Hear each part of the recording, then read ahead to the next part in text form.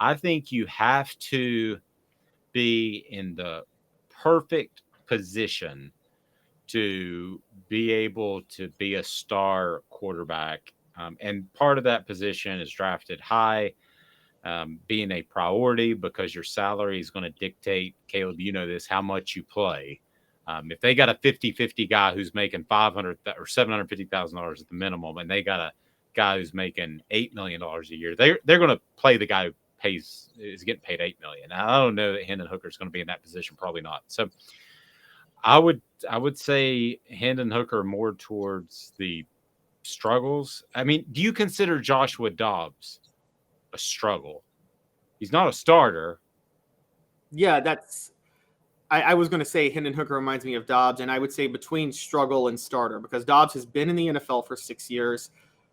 I think he was set up to fail by that start with the Titans. They didn't cater the offense to him at all, and I thought that was really unfair to him. The only thing I would say, Hendon Hooker is everything Joshua Dobbs is, plus a big arm.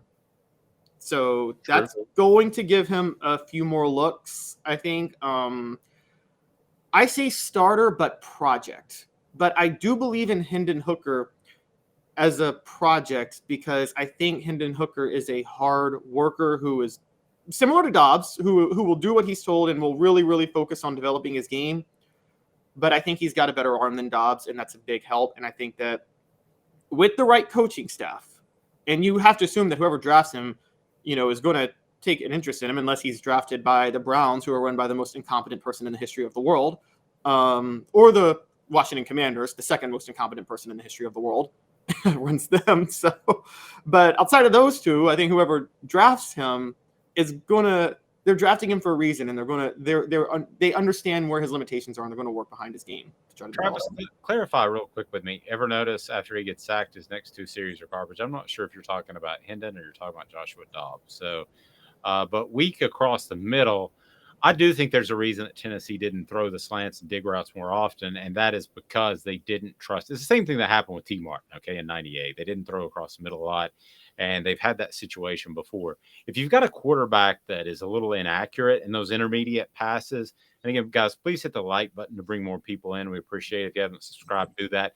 But if you can't throw those passes, then coaches aren't going to call those passes because an inaccurate pass over the middle is about 10 times more likely to get intercepted than a deep ball. You suddenly have a tipped up ball and bad stuff happens. So, but can't you work on that? Like, footwork, things like that. Isn't that something you can kind of you can't coach you can't coach the deep ball Hendon Hooker throws. He's just got that. He just has a pretty deep ball. But can't you coach better accuracy over the middle a little bit in the NFL?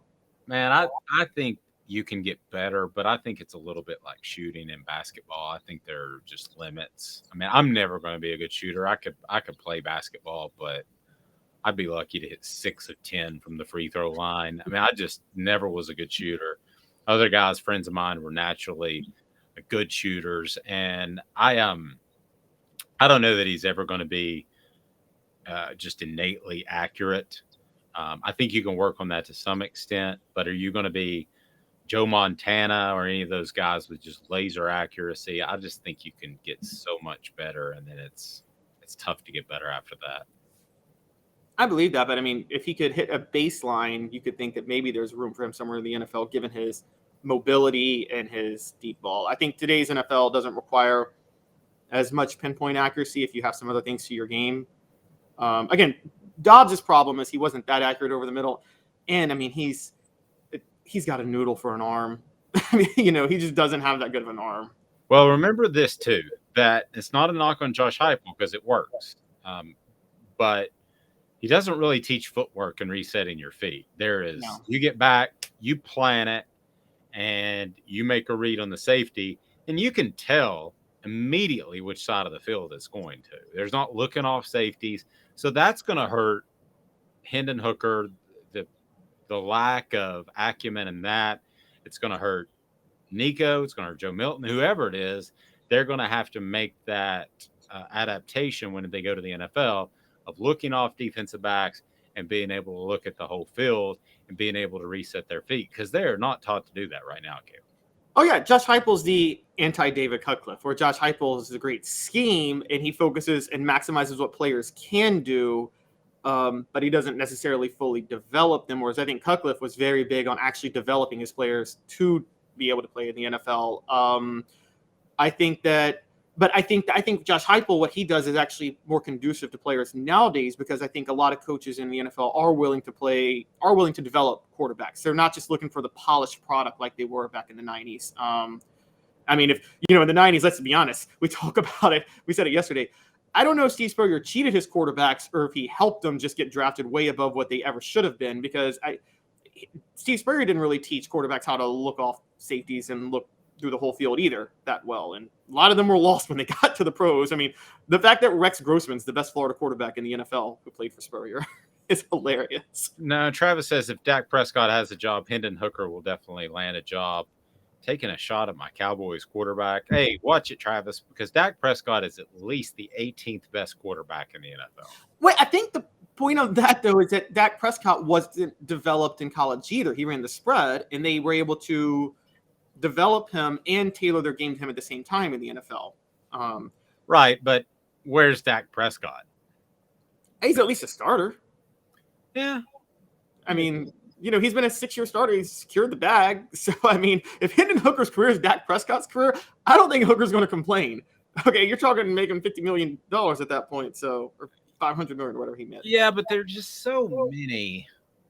I don't know. There's so many weird things that go on with Dak Prescott, and that is the coach.